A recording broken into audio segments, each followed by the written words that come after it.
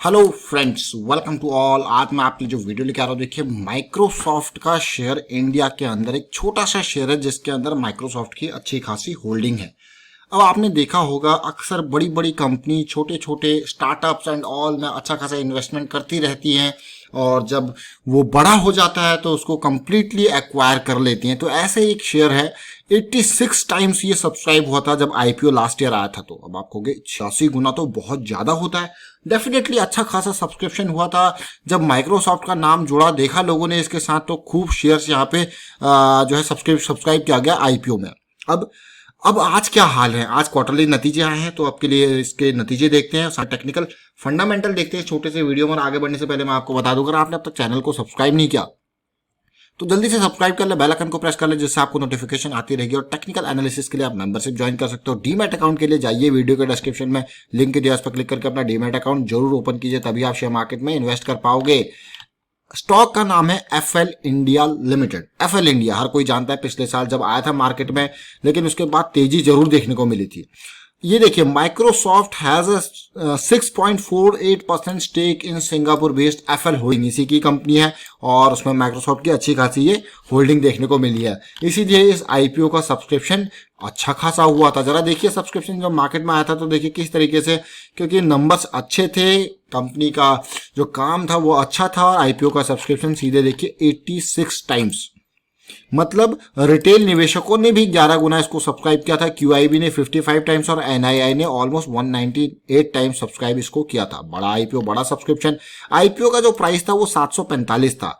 और आप ये देखिए कि कब ये आईपीओ आया था, ज्यादा टाइम इसको हुआ नहीं है। अगस्त 8 2019, यानी कि आज की डेट भी अगस्त 8 है और अगस्त 8 को ही ये लिस्ट हुआ है। एक साल इसको पूरा हो चुका और 745 रुपए का शेयर। लेकिन लिस्टिंग प्राइस आप देखोगे, आपको कहे वाह, 958 पे लिस्टिंग प्राइस था।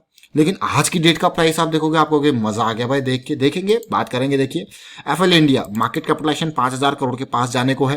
1842 का प्राइस है, यानी कि पिछले एक साल में आप सीधे देख लीजिए, अगर आपको आईपीओ में मिला, बाद में आपने खरीदा, लेकिन उसके बावजूद भी आप देखिए कहां तक ये पहुंच चुका है। बढ़िया मैं कहूंगा। कंपनी के ऊपर डेट कम है, प्रोमोटर होल्डिंग अच्छी खासी है। सारी चीजों को डिटेल में देखेंगे, समझने की कोशिश करेंगे और पहले रिजल्ट के ऊपर फोकस करते हैं। आज की डेट 8/8/2020 लिस्टिंग डेट इसकी, और आज इसके आईपीओ का, इस कंपनी का क्वार्टरली नतीजे भी सामने हैं। अब नतीजों के ऊपर फोकस करते हैं, जरा ध्यान दीजिए नतीजों के ऊपर। और स्टार्ट करेंगे टोटल इनकम से।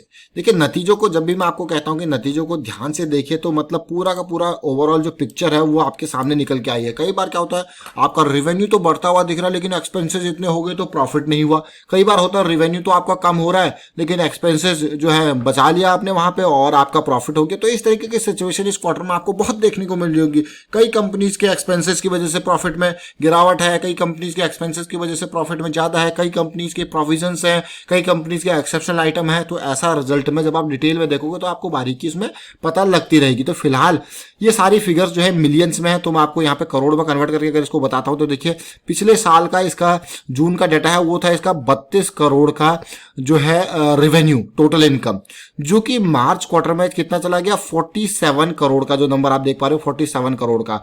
और अगर मैं देखूं इस क्वार्टर में नंबर है तो पिछले साल के कंपैरिजन में कमी नहीं है, बढ़िया है, 45 करोड़ का। देखिए तो रेवेन्यू में तो अच्छी खासी तेजी देखने को मिली है। लेकिन अगर एक्सपेंसेस को आप एक एक करके देखोगे तो इन्वेंट्री एंड डाटा की जो कॉस्ट है, क्योंकि भाई इस क्वार्टर में तो वर्क फ्रॉम होम है, एम्प्लॉय को एक्स्ट्रा सुविधाएं देनी पड़ी होंगी, कंप्यूटर खरीद के, डिवाइसेस खरीद के, इधर उधर 50 चीजें करनी पड़ी होंगी। तो इन्वेंट्री और डेटा कॉस्ट जो मैं देख पा रहा हूँ वो 14 करोड़ से बढ़ के 25 करोड़ तक गई है। और इम्प्लॉय बेनिफिट कॉस्ट भी देखिए 5-6 करोड़ से बढ़ के इसमें भी बढ़त देखने को मिल रही है। Even financial cost, depreciation cost, सब में मैं बढ़त देख पा रहा हूं। तो टोटल एक्सपेंसेस में जो देख पा रहा हूं 24 करोड़ के से 40 करोड़ चला गया, यानी कि टोटल एक्सपेंसेस में ऑलमोस्ट 17 करोड़ 18 करोड़ 16-17 करोड़ के आसपास का इजाफा देख पा रहा हूं मैं, जो कि रेवेन्यू में इतना इजाफा तो नहीं था लेकिन एक्सपेंसेस में इजाफा हो गया, यानी कि झटका जरूर लगा होगा। तो प्रॉफिट का झटका before exceptional item and tax अगर देखो तो ऑलमोस्ट 8 करोड़ से प्रॉफिट गिर के 5 करोड़ के आसपास, 4.8 करोड़ 5 करोड़ के आसपास मैं इसको कहूंगा गया है। तो और प्रॉफिट आफ्टर एक्सेप्शनल ये सारे आइटम्स देखे हैं, लेकिन प्रॉफिट पैट को हम देखते हैं तो उसकी सिचुएशन जरा देखते हैं कैसी रही है। तो प्रॉफिट आफ्टर टैक्स के ऊपर मैं आपको लेके चलता हूं। देखिए यहाँ पे net profit for the period और अर्निंग पर शेयर भी इसकी देखेंगे। शेयर में कोई कमी नहीं है, रेवेन्यू में कोई कमी नहीं आई। कमी कहाँ पे आई? एक्सपेंसेस की वजह से। जो 6 करोड़ का प्रॉफिट पिछले साल था, 6 करोड़ का प्रॉफिट अब कितना हो गया? 3.5 करोड़ का प्रॉफिट। तो गिरावट ये आपने देखी। अर्निंग पर शेयर में भी आपको गिरावट देखने को मिलेगी 2.56 पर शेयर से 1.40 पर शेयर। तो आपने पूरा ओवरऑल पिक्चर देख ली। तो यहाँ पे पिक्चर में जो ट्विस्ट था वो ये था, रेवेन्यू बढ़ा, एक्सपेंसेस बढ़े, जिसकी वजह से प्रॉफिट में भी गिरावट देखने को मिली है। तो ओवरऑल प्रॉफिट क्या है? डाउन है। अब ये तो रिजल्ट आपने देख लिया। एफएल इंडिया का आईपीओ की डिटेल आपने देखी। लास्ट टाइम पे जब रिजल्ट आया था तब भी हमने एक इसका वीडियो क्रिएट किया था। तो उस टाइम पे जब ये करेक्शन है तो काफी अच्छे से आपको टेक्निकल इसके बताए थे। फिर से टेक्निकल बताने की कोशिश करेंगे। जब ये 1500 के आसपास था तब मैंने कहा ये करेक्शन आ रही है, लेट द करेक्शन रिजॉल्व। ये करेक्शन रिजॉल्व होगी तो आपको दूसरा मौका जरूर मिलेगा एंट्री का, लेकिन रेजोल्यूशन इंपॉर्टेंट है। और उससे पहले देखिए पिछले करेक्शन के रेजोल्यूशन की बात करी थी। ये वीडियो ऑलमोस्ट May 30 के आसपास का है, यानी कि आज से 2 महीने पहले May 30, जून जुलाई चला गया, अगस्त आ गया, May 30 के आसपास का। और मैं आपको फिर से देखिए इसके टेक्निकल एनालिसिस के पार्ट पे लेके जाता हूं जो कि काफी इंपॉर्टेंट है।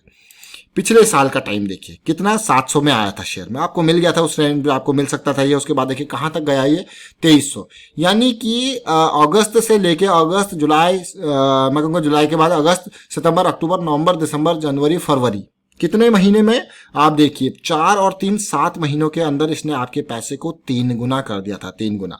लेकिन फरवरी की लंबी अपर शैडो, मार्च की बड़ी गिरावट, शेयर में आया पेन, शेयर कहां तक आ गया? वापस उन्हीं लेवल्स पे जिन लेवल पे ये आईपीओ के टाइम पे आया था। अब जब ऐसी बड़ी गिरावट आती है तो हर किसी को डर लगता है। डेफिनेटली डर लगना भी चाहिए क्योंकि शेयर में इतना बड़ा पेन है। लेकिन पेन में गेन कहां मिलेगा? देखिए पेन में जब आपको गेन देखना है तो आपको देखना समझना पड़ेगा ट्रेंड रिवर्सल। जैसे आप देख पा रहे हो ये तेजी आई, ये करेक्शन आया, इस स्टॉक ने आपको पहला इंपॉर्टेंट मैं कहूंगा यहाँ पे लो बना के दिया। इसको मैं लो पॉइंट कहता हूं। देखिए इससे पहले का लो आप देखोगे तो कहां पे था? ये ऑलमोस्ट 900 के लेवल के आसपास ये लो बना के दिया। इस लो के बाद अब आगे आपके लिए बढ़िया अपॉर्चुनिटी, हाई बनाया, हायर हाई, फिर से करेक्शन आया। और लेट द करेक्शन रिजॉल्व हम क्यों कहते हैं? क्योंकि ये करेक्शन का रिजोल्यूशन हो गया और आपको मिला स्टॉप लॉस। स्टॉप लॉस मिलना काफी इंपॉर्टेंट। अगली रैली फिर से करेक्शन पे अभी आपका स्टॉप लॉस तैयार बैठा है, लेकिन एंट्री का पॉइंट देखिए रिजल्ट के बाद ये धड़ल्ले से यहाँ पे जंप ले सकता है और पूरा कंप्लीट ब्रेकआउट पे भी यहाँ पे आ सकता है। लेकिन अगर गिरावट आती है, इस लेवल को तोड़ता है तो अगले सपोर्ट के लेवल हमारे पास है। तो ये मत एक्सपेक्ट कीजिए कि मार्केट यूनिडायरेक्शनल सोच के हिसाब से आप चलो। आप अगर पॉजिटिव सोच रहे हो तो आपको फिर भी रिस्क मैनेज जरूर करना है, ये हम बार बार आपको बताते हैं। अब इसी स्टॉक का अगर मैं आपको जो टाइम फ्रेम, छोटे टाइम फ्रेम पे लेके जाऊंगा तो पिक्चर और आपको क्लियर होगी, क्योंकि इसका बड़े टाइम फ्रेम पे तो ज्यादा है नहीं, लेकिन छोटे टाइम फ्रेम पे जरा समझने की कोशिश कीजिए। और लास्ट जब 30 मई को हमने इसका वीडियो बनाया था तो उसके बारे में मैं बात करूंगा। देखिए लो पॉइंट, पहली रैली, इसमें तो मौका मिला ही नहीं दूसरे को। करेक्शन और resolution, stop loss, entry, correction, resolution. देखिए ये करेक्शन की हम बात कर रहे थे जब 30 मई की बात कर रहे थे तब करेक्शन आया ही था, लेकिन करेक्शन का रेजोल्यूशन यहाँ पे इसके हाई को पार करने के बाद हुआ विद स्टॉप लॉस ऑफ 1400।